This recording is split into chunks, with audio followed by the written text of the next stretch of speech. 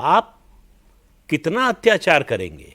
1996 में अटल जी की 13 दिन की सरकार जा रही थी, संसद में भाषण हो रहा था, तो बीच में भाषण में किसी ने 1992 का जिक्र किया, अयोध्या का, कि ढांचा गिरा दिया। तो उन्होंने कहा कि एक तरफ की सांप्रदायिकता, कट्टरता जब एक्सट्रीम पर चली जाएगी तो दूसरी ओर से रिएक्शन होना तय है। 6 दिसंबर को जो हुआ उसी के कारण हुआ। वीएस नैपॉल की किताब है वुंडेड सिविलाइजेशन, हिंदुओं के लिए लिखा है। उन्होंने कहा कि 6 दिसंबर को जो हुआ उस पर कोई अफसोस नहीं करना चाहिए। मंदिर तोड़कर मस्जिद बनाई गई थी, फिर से मंदिर बनने जा रहा है, ये खुशी का मौका है। उन्होंने कहा कि हिंदू जो हैं एक घायल सभ्यता है, वुंडेड सिविलाइजेशन, लगातार उन पर हमला हुआ है। आप व्यक्तियों को मार देते, हिंदू का गला काट दिया, मार दिया, वो एक अलग बात थी। आपने मंदिरों पर हमला किया, मूर्तियां तोड़ी, और मूर्तियों को, आपने तोड़ी हुई मूर्तियों को सीढ़ियों पर लगाया कि पैर रख के जाना है। तो किस लिए? आप ये कह रहे थे कि जिनको मानते हो कि बड़े सर्वशक्तिमान हैं तो आए बचा लें अपने को, या तुमको बचा लें। यही शब्द मऊ में बोले गए। मऊ में अभी जो हुआ, एक महिला से कहा गया गाड़ी जला रहे हैं तुम्हारी, बुलाओ अपने भगवान राम को, बचा लें। ऐसा रिपोर्ट हुआ। तो ये मानसिकता का सवाल है। वो जो औरंगजेब की मानसिकता हावी है, वो ये सब करवा आप कह रहे हैं वो आज भी है? आज भी है, और सामने से जो हो रहा है वो रिएक्शन है। तो अभी कुछ दिन पहले का उदाहरण दे रहे हैं आपको, बहुत पुरानी बात तो छोड़ दीजिए। तो हर चीज, अंग्रेजी की एक कहावत है, इवन वर्म टर्न्स, जो कीड़ा भी होता है ना, वो भी एक समय आता है कि पलटकर वार करता है। तो इंसान कैसे नहीं करेगा?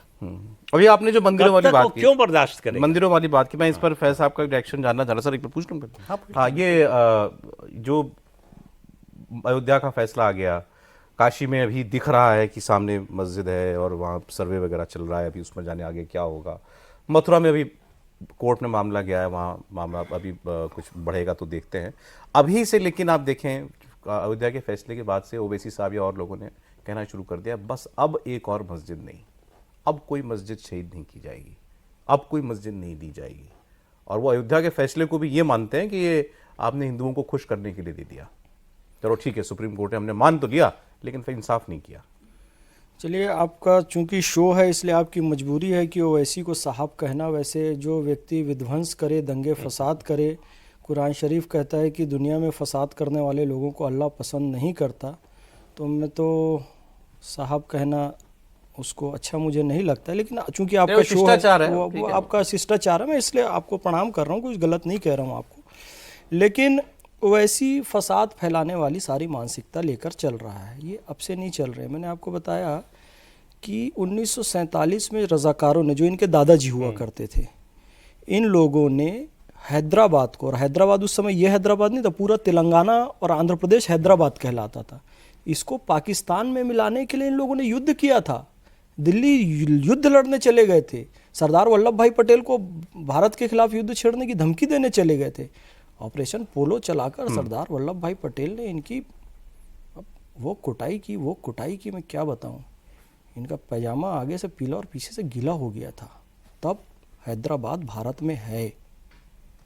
ये वो मानसिकता के लोग हैं, इसीलिए कह रहे हैं संविधान को तो हम मानते हैं, इज्जत करते हैं, कोर्ट की इज्जत करते हैं। सुप्रीम कोर्ट ने डिसीजन दिया ना, उसमें भी जस्टिस अब्दुल नजीर बैठे हुए थे ना, कि ये मंदिर की जगह है, यहाँ मंदिर बननी चाहिए। उसके बाद आप ये कह रहे हैं कि हमारी सरकार आई, हम पावर में आए तो हम फिर से इस मंदिर को तोड़कर मस्जिद बना देंगे। अरे सनातनी भाइयों ने आपसे क्या मांगा? यदि आप एक सही मुसलमान हो, उदार मुसलमान हो, आपको इस्लाम पता है, तो किसी पर कब्जा करके, ज़बरदस्ती करके, बिना खरीदी हुई ज़मीन पर मस्जिद का निर्माण नहीं होता है, वहाँ पर इबादत कबूल नहीं होती है।